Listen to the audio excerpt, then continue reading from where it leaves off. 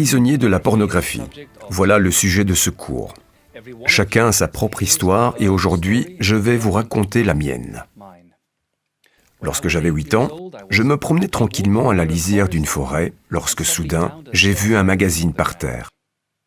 Il s'agissait d'un magazine pornographique.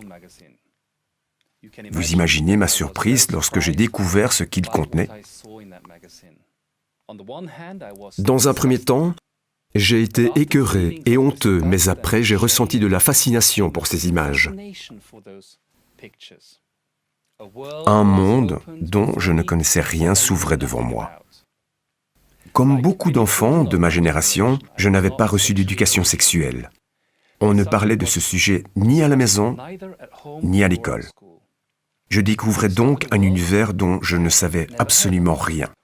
À l'âge de 12 ans, j'ai eu entre les mains une sorte de logiciel à caractère pornographique.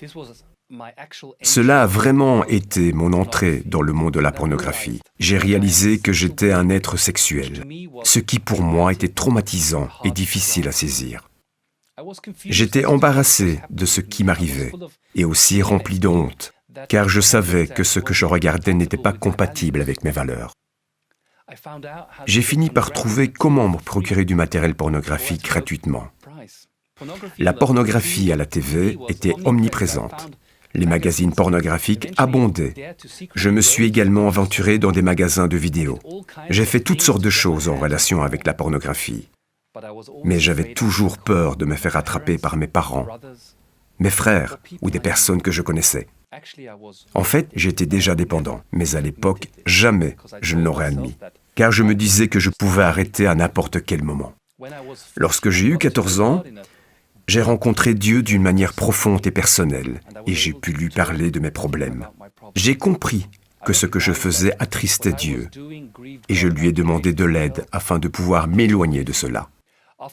Après avoir regardé des films pornographiques et m'être ensuite masturbé, je me sentais vide. J'avais l'impression de chuter dans un trou. La pornographie était devenue une drogue qui m'éloignait des autres.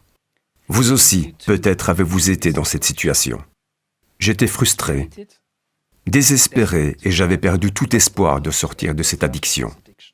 J'ai pensé que j'étais le seul chrétien à avoir ce genre de problème. Et je culpabilisais d'autant plus que j'étais responsable d'un groupe de jeunes. Une fois, j'ai demandé de l'aide et je me suis confié à quelques amis.